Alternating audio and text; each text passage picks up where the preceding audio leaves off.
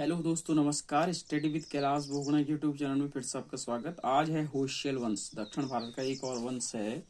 द्वार समुद्र के होयसल वंश की स्थापना विष्णुवर्धन ने की।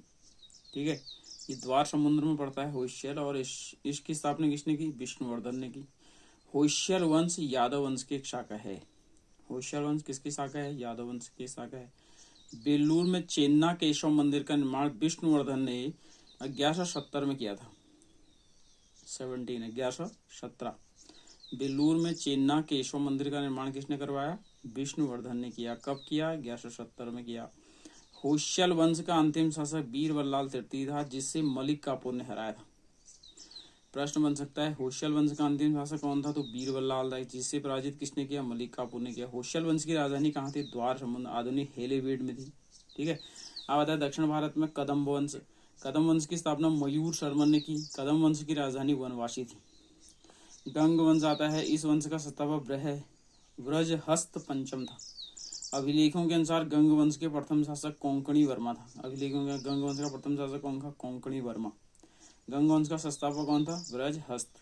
जबकि अभिलेखों के अनुसार प्रथम कौन था? कोंकणी वर्मा। गंगों की प्रारंभिक राजधानी कहाँ थी? वुल लाल या कोल्लूर थी, जो बाद में तलकांड हो गई। वुल लाल थी, लेकिन बाद में कहाँ हो गई? तलकांड। दस्तक सूत्र में टीका लिखने वाला गंग शासक कौन था? माधव प्रथम। बहुत बार प्रश्न आया कि दस्तक सूत्र पर टीका लिखने वाला प्रथम शासक कौन था? तो माधव प्रथम। अब आता है काकतीय वंश। काकतीय वंश का संस्थापक था बीटा प्रथम, जिसने नलगोंडा हैदराबाद में एक छोटे से राज्य का गठन किया, जिसकी राजधानी अमरकौंड थी। बहुत बार आया है काकतीय वंश का संस्थापक कौन था? तो बीटा प्रथम, जिसकी राजधानी कहाँ थी? नलगोंड थी। जिसने अपनी राजधानी कहाँ बनाई बाद में? अमरकौंड बनाई। इस वंश का सबसे प्रतिभाशाली कहें या शक्तिशाली शासक गणपति था। काकतीय वंश का सबसे शक्तिशाली शासक कौन था? गणपति था। रुद्रमा देवी गणपति की बेटी थी। रुद्रमा देवी बहुत दक्षिण भारत की महान शासिका हुई। किसकी बेटी थी? तो गणपति की बेटी थी, जिसने रुद्रदेव महाराज का नाम ग्रहण किया, जिसने 35 वर्ष शासन किया। वीरेन्द्र गणपति की पुत्री थी। और रुद्रदेव महाराज की बात किसने धारण की? तो रुद्रमा देवी ने धारण की। किस वंश की थी? तो काकतीय वंश की थी। गणपति ने अपनी राजधानी वारंगल में स्थानांतरित की थी। इस वंश का अंतिम शासक प्रतापरुद्र 1295 से 1313 हुआ। आज सीमावर्ती राजवंशों का देखते हैं। सीमावर्ती में पाल वंश का संस्थापक गोपाल 750 था। इस वंश की राजधानी कहाँ थी? मुंगेर थी। ठीक है। गोपाल बौद्ध धर्म का अनुयायी था। इसने औदंतपुरी विश्वविद्यालय की स्थापना की। बहुत बार आया है कि औदंतपुरी विश्वविद्यालय की स्थापना किसने की? तो गोपाल ने की। पाल वंश के प्रमुख शासक धर्मपाल, देवपाल, नारायण पाल, महिपाल, नयपाल हुए। पाल वंश का सबसे महान शासक कौन था? तो धर्मपाल था, जिसने विक्रमशिला विश्वविद्यालय की स्थापना की। बहुत बार विक्रमशिला विश्वविद्यालय की स्थापना किसने की? तो धर्मपाल ने की। कन्नौज के त्रिपक्षीय संघर्ष पाल, गुजर प्रतिहार और राष्ट्रकूटों के बीच हुआ। ठीक है। 3 प्रश्न आ सकता है। इन तीनों में से कौन त्रिपक्षीय संघर्ष का हिस्सा नहीं था? तो आपको याद होनी चाहिए कौन कौन थे। पाल वंश था, गुजर प्रतिहार थे और राष्ट्रकूट थे। इसमें पाल वंश की ओर से सर्वप्रथम धर्मपाल शामिल हुई। 11वीं सदी के गुजराती कवि सोठल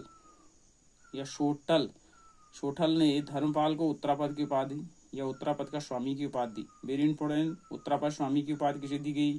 धर्मपाल को। किसने दी? सोहटल ने उपाधि दी। सोमपुर महाविहार का निर्माण भी धर्मपाल ने किया। सोमपुर और विक्रम विश्वविद्यालय का निर्माण किसने किया? धर्मपाल ने। औदंतपुरी बिहार के प्रसिद्ध बौद्ध मठ का निर्माण, औदंतपुरी विश्वविद्यालय तो बनाया किसने? गोपाल ने। लेकिन औदंतपुरी बिहार के प्रसिद्ध बौद्ध मठ का निर्माण किसने किया? देवपाल ने करवाया।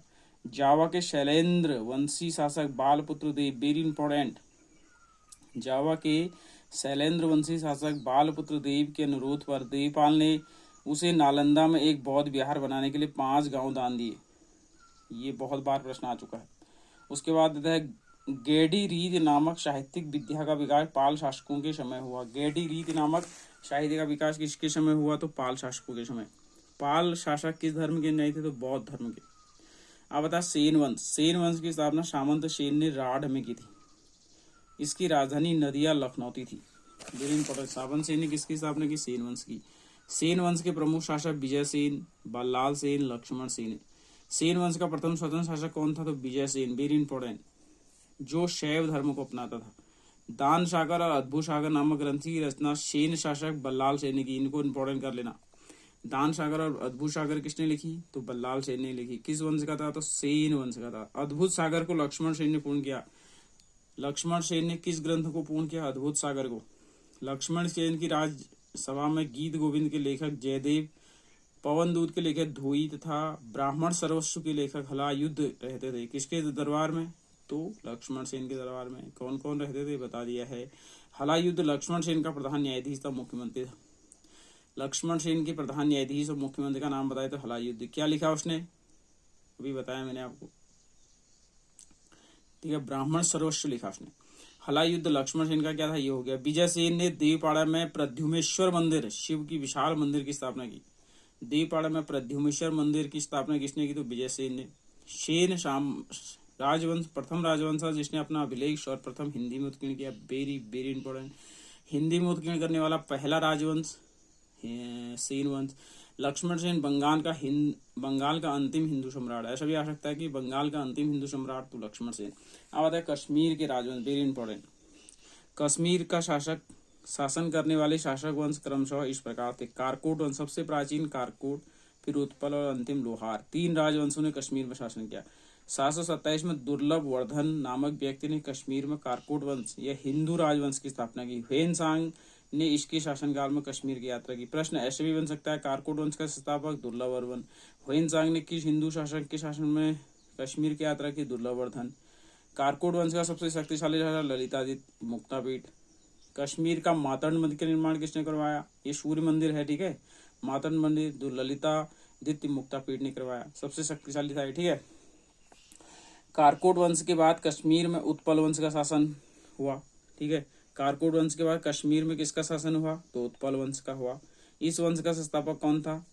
कारकोट के बाद उत्पल वंश का संस्थापक था अवंती वर्मन। अवंती वर्मन नामक नगर की स्थापना अवंती वर्मन ने की। अपने नाम पर एक नगर बसा दिया उसने। अवंती वर्मन के अभियंता मतलब एक वैज्ञानिक सुई ने सिंचाई के लिए नहरों का निर्माण किया। बहुत बार आया। किस वंश का था? उत्पल वंश का था। अवंती और उत्पल वंश, उसका अभियंता कौन था? सुई था। उसने क्या किया? सिंचाई के लिए नहरों का निर्माण किया। 980 में उत्पल वंश की रानी दिद्दा एक महत्वाकांक्षी शासिका हुई। यह दिद्दा बहुत बार आया है। किस वंश की है? तो उत्पल वंश की। कहाँ की थी? कश्मीर की शासिका थी। उत्पल वंश के बाद कश्मीर में कौन आया? लोहार वंश आया। लोहार वंश का संस्थापक कौन था? संग्राम राज था, ठीक है। संग्राम राज के बाद अनंत राजा हुआ। इसकी पत्नी सुईमती ने प्रशासन को सुधारने के लिए सहायता की। लोहार वंश का शासक हर्ष विद्वान कवि और कई भाषाओं का ज्ञाता था। एक हर्षवर्धन था, एक हर्ष है जो कश्मीर का शासक था। किस वंश का था? लोहार वंश का था। कल्हण हर्ष का आश्रित कवि था। ये बहुत आया। कल्हण जिसने राज तरंगिणी लिखी है, ये किसका राज कवि था? तो हर्ष का। जय सिंह लोहार वंश का अंतिम शासक था जिसने 1128 ईस्वी से 1155 ईस्वी शासन किया। जय सिंह के शासनकाल के साथ ही कल्हण की राज तरंगिणी का विवरण समाप्त हो जाता है। मतलब हर्ष और जय सिंह दोनों का राज कवि कौन था? कल्हण। अगला राजवंश आता है कामरूप का वर्मन वंश। 4वीं शताब्दी के मध्य कामरूप में वर्मन वंश का उदय हुआ। इस वंश की प्रतिष्ठा का संस्थापक पुष्य वर्मन था। इसकी राजधानी प्राग ज्योतिष नामक स्थान पर थी। 4वीं शताब्दी। हाँ, कामरूप वंश कब आया? 4वीं शताब्दी में। कहाँ? इसका संस्थापक कौन था? पुष्य वर्मन। कहाँ राजधानी थी? प्राग ज्योतिष। कालांतर में कामरूप पाल साम्राज्य का एक अंग बन गया। यह कामरूप किसका अंग बन गया? तो पाल वंश का बन गया।